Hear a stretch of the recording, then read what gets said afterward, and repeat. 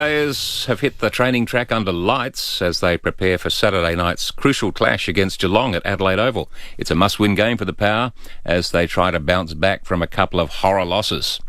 Meantime, Crows midfielder Brad Crouch has a strong chance to return for tomorrow night's blockbuster against Hawthorn at the MCG. He's been out for the last 2 weeks with a sore hamstring. Wayne Millerer has been ruled out with a quad injury, but star forward Eddie Betts says there are plenty of options for selectors. You know, we've got a variety of players that are playing good footy in the sample, so, you know, I think the boys are training well, and, you know, there's a spot there to be taken, and we'll see who grabs it. And Cricket Australia has confirmed a test match will be played at Adelaide Oval against South Africa starting on the 24th of November. But it's not yet known if it'll be a day-nighter, as the Proteas aren't happy using a pink ball. And Adelaide will also host a one-dayer against Pakistan on Australia Day. And now the FiveAA forecast. The Turf Farm, home to premium instant lawn and customer service you'll love. Possible showers today, a top of 23. Tomorrow, partly cloudy, back to 20. Saturday and Sunday, sunny with tops of 21 and 24 respectively. Then mostly sunny on Anzac Day, the Monday, and partly cloudy on Tuesday in the mid-20s. More news as it happens on FiveAA. $13.95, Adelaide's FiveAA. This is Peter Godfrey. Fairly mild night again, 16 degrees at the moment. Very nice, very nice. Let's see what's happening across the ditch in New Zealand. Selwyn Manning joining us, editor of EveningReport.nz. Selwyn, how are you this morning?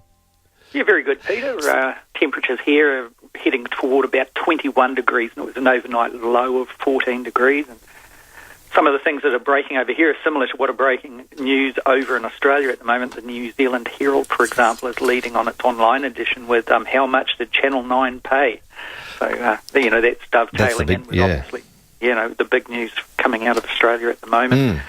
Another sub-headline leading there on the front page of its online edition is British comedian Victoria Wood dies. It goes on also looking at further impacts of New Zealand's housing crisis, particularly from Auckland, and it's got prefabs going flat out to fix the housing crisis. Another big issue has been around this couple of weeks, Peter, has been dangerous dogs and the attacks.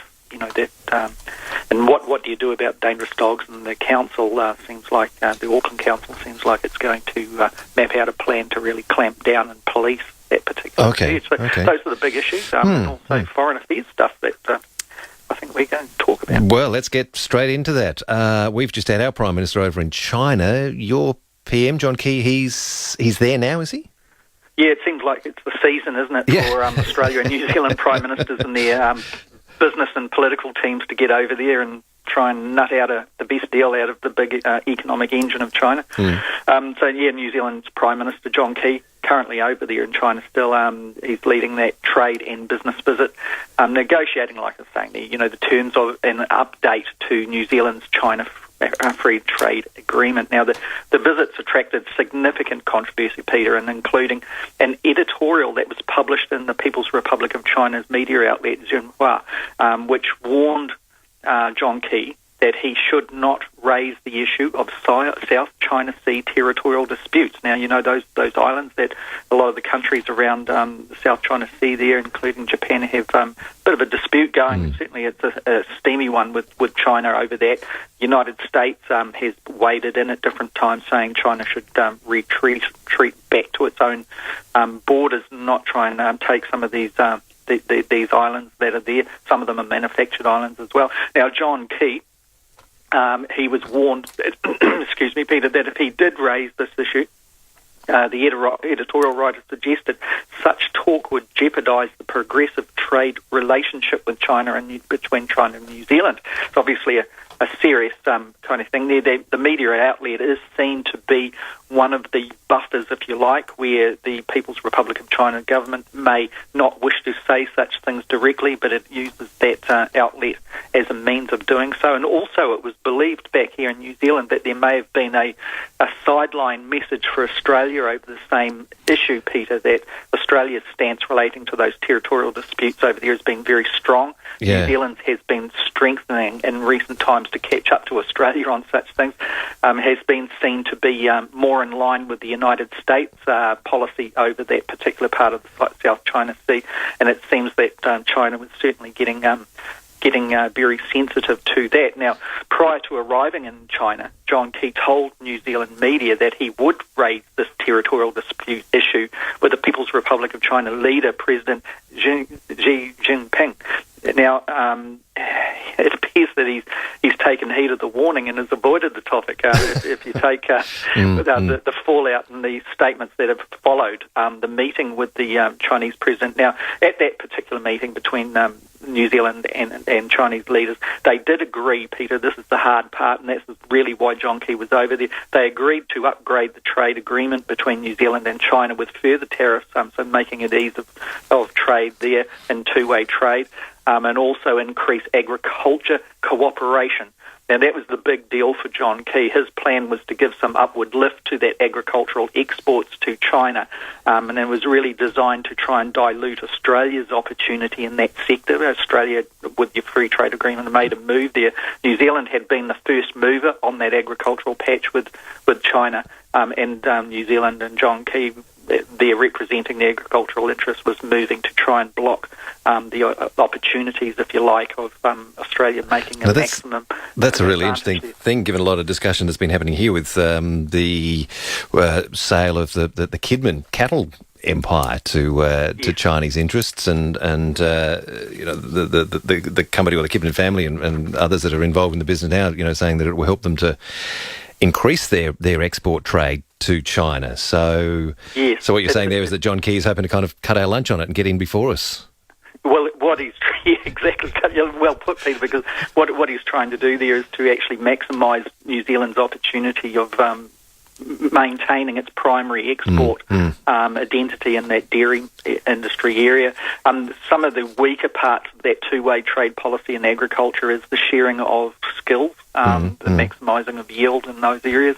And China has been picking up a lot of the institutional knowledge there, if you like, and also, like what you're talking about, China investing in land in New Zealand and buying up farms that are seem to be ripe for the picking.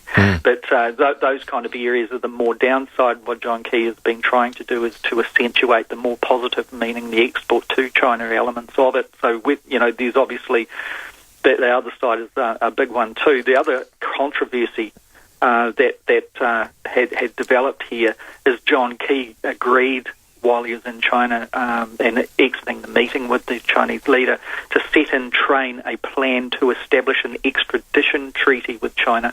Now, this issue is something that the President Jinping, he raised here in New Zealand when he visited here last, and it's part of China's move, as it says, to clamp down on Chinese organised crime and the laundering of massive amounts of money overseas by organised crime groups emerging from China, but also corrupt officials around the traps. So John Key's willingness to advance this extradition treaty, Peter, will place him at odds with New Zealand public sentiment here, which is very sensitive to the country sending people back to China where, if found guilty, they would face possibly and probably the death penalty. Okay. Pretty serious stuff indeed. So how long, so is John Key still there in China, or is he...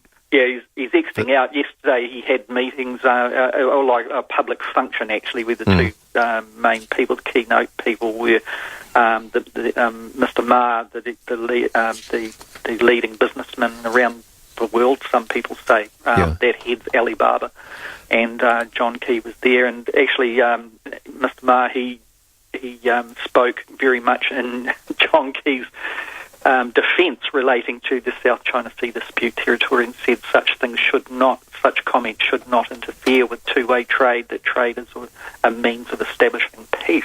So it was an interesting little meeting. Indeed. Hey, just got to take a quick break, Selwyn. We'll come back and we're going to talk about the All Blacks again, are we? Again. Again? We're going to harp on, Peter. Oh, We've got no. another excuse. All right. Be right back with you, Selwyn. Selwyn Manning with us, editor of EveningReport.nz. If you're after a forklift that leads the way in quality, reliability and productivity, then Toyota Material Handling has the right forklift solution for you. Toyota is the world's #1 forklift brand with a massive range from pallet trucks, stackers and order pickers to their market-leading Toyota counterbalance forklifts. For new and used sales, short or long-term hire and all servicing, let Toyota Material Handling tailor the right forklift solution for your business. It's all part of the Toyota advantage. Call 1-800-425-438 or hit toyotamaterialhandling.com.au. Get the garden you want at Garden Grove. Open every day this long weekend with everything from the ground up. Soils, barks, indoor and outdoor plants, ground cover, instant lawn, landscaping, even hardware. There's the kids' playground to keep the little ones entertained. And pop into the cafe to unwind once you're all done stocking up. Garden Grove. Golden Grove Road, Golden Grove. Garden Grove, the garden that I want. Do you ever imagine what it's like to take an early minute, ignore that to-do list, beat the afternoon rush and head home to spend some quality time cooking in your amazing new custom-designed kitchen, or close the door and disappear to that decadent new bathroom you've always dreamed about? Well, take that early minute. Visit the By Urban showroom on McGill Road and describe your dreamy bathroom or kitchen to the award-winning designers. Because at By Urban, we create your imagination. Visit byurban.com.au. It's difficult to start the conversation about aged care. How often do you hear that? Well, at Life Care, we view it differently. If you have a great partner, you can start a conversation about anything. And that's what we are. Life Care. We're not just an aged care provider, we're your partner. Respite, care at home, residential living, independent living. If you have any questions about any of these, call us and let's start a conversation. lifecare.org.au. If you've been medically diagnosed with an enlarged prostate, try Caruso's Prostate Ease Max. Clinical trials have shown that 87% of male participants experience symptomatic improvements in just 3 months. Caruso's Prostate Ease Max is made in Australia, comes with a money-back guarantee and is available for $26.99 at Chemist Warehouse. Always read the label, use only as directed. If symptoms persist, see your healthcare professional. Chemist Warehouse. You'll find them all over South Australia. The Matthews Hotel Group has been SA family owned for 75 years. No wonder their pubs always offer something more. Take the Maylands Hotel. Established 1883, it's now being welcomed into the Matthews family. Nestled in the leafy back streets off McGill Road, this is the kind of local you'd pack up and move to Maylands for. There's a brand new food and wine menu and more exciting changes to come. Grab the family and rediscover this classic pub. The Maylands Hotel, Phyllis Street, Maylands. Peter Godfrey on 1395, Adelaide's FiveAA. And taking a look at things across the ditch in New Zealand, Selwyn Manning with us, editor of EveningReport.nz. Selwyn, on to the All Blacks. What's putting the All Blacks into the headlines yet again, or still, perhaps? It's the kind of news you don't want to hear, Peter. Yeah, the All Blacks have been awarded this World's Best Team of the Year award at the Laureus Awards that held up in Berlin. Now, the All Blacks were recognised for their winning performances leading up to the Rugby World Cup and also taking out the tournament, that Webb Ellis Trophy last year. Yeah, so yeah. Your listeners no doubt would remember us harping on about that quite a lot. Yes. We Kiwis are still milking that as much as we can, and this is another expression of it, I suppose. But to win the Laureus Team of the Year award, the All Blacks, they saw off the USA's NBA defending champion team, the Warriors, I think it is, and also FC Barcelona, football club up there, and it had won 4 trophies in 2015, absolutely blitzing the tournaments that it was facing up there. They also saw off Britain's Davis Cup winning squad, Peter, and also this was the big thing that seemed to resonate here in New Zealand, that Formula One team, the Mercedes AMG Petronas team. Now, it was in very obviously very close to taking out the team award as well, but also they were facing up to the World Cup winning United States women's football side that had been blitzing things there too. But World Cup winning champion Richie McCaw, that's the All Black captain who's just stepped down from playing rugby. He announced that earlier this year, late last year. Now, he said that this win is really a sign, Peter, that rugby, this might be frowned upon by some of your people in South Australia, but he is saying that this is another sign that rugby is recognised now more in world sport. So what do you think of that? Oh, I can live with it. I think we can live with it somehow. Yeah. As long as you're not talking about, a Victorian rugby team. Really, our only problem in sport is Victoria, really. Due to our football rivalries, the Aussie rules rivalries. But, I think we can accept that. And, we like a good rugby league game or rugby union game, so... I think we're okay with it. Australia's such a sporting nation. But off here, Peter, you noted that it didn't appear that in recent years, in the last decade or so, that Australia had come through and won the award. In all honesty, I didn't know about the Laureus Team Award myself until the All Blacks actually went over there and were nominated and picked up the award. But apparently it is a big deal up there in Europe and the United States. Other teams that had won in the past. Sorry, I think I might have butted in. No, that's all right. That's all right. Time delay slightly on the phone. England won it. This is the rugby teams. England won it in 2004, which is surprising. Must have been around the World Cup campaign. And South Africa in 2008 won it as well, which was an amazing moment, wasn't it, for South Africa? In 2008 there. But Australia's won the Rugby World Cup twice, and obviously it's a sporting nation outside of that code that's formidable, and you'd think that it would have featured up there. But No, not quite yet. Maybe next year. Maybe next year. I did actually one award out of this one that did stand out a little bit for me. The Lifetime Achievement Award went to three-time Formula One world champion Niki Lauda, who I think a lot of South Australians have a bit of a soft spot for Niki Lauda. He was the first Grand Prix we had here. He was in Adelaide for, so like I said, we've got a little bit of a connection to Niki Lauda. So well done to him on that one. He'd face too, isn't it? That's quite fascinating. And the other thing relating to the All Blacks here is Dan Carter. He's the All Blacks kicker, number 10, the fly half. Dan Carter, he won the award for the best sporting comeback in the world for 2015. That was due down to a major injury that he had to his knee, and came back successfully to be able to play at top level, obviously, at the World Cup, and certainly was the game clincher and when the games were tight and winning the final there too. Fantastic. Well done to the All Blacks. Another trophy to put up on the shelf in the rooms. Well done to them. I promise I won't raise them in such a way next time we speak, Pete. No, I think even this side of the ditch, we do admire the All Blacks. They're a fairly formidable team, that's for sure. Hey, just quickly, just one other rather curious story I just saw quickly. I think it was Friday last week in Tarangi. The police there, bit of a mishap. They had a stash of marijuana that they'd confiscated and were disposing of via incinerating, as they often do. But the smoke wafted across a supermarket car park to the delight of some.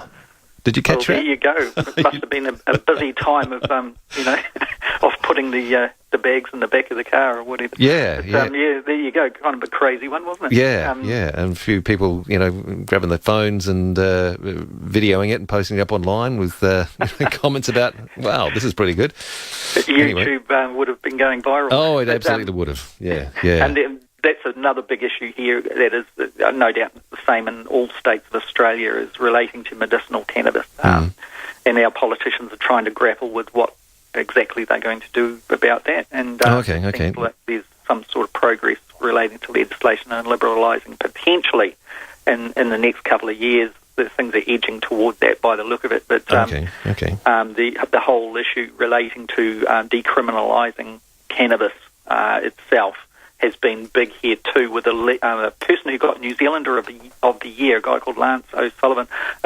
He's a doctor up in the Northland, Kaitaia area in Northland, right at the top of the North Island. And he is saying that by maintaining the criminal elements around this whole thing is, it's just gentrifying and causing major problems in these areas where the economy is actually, in some parts of New Zealand, is reliant on the sale of it. And it's an interesting whole debate that is coming up once again. Yeah. Indeed. So is New Zealand going to go the way of Colorado in the United States, where it's all legalised? Probably not. A lot of the politicians are very shy of the conservative element, saying no, we don't want this. So that's another big issue that will probably pop up in the next 6 months. So. Indeed. All right, Selwyn, thank you for joining us this morning. You have yourself a great week, and we'll talk to you again next week. Okay, Peter. Have a good one. Thanks, mate. Bye-bye.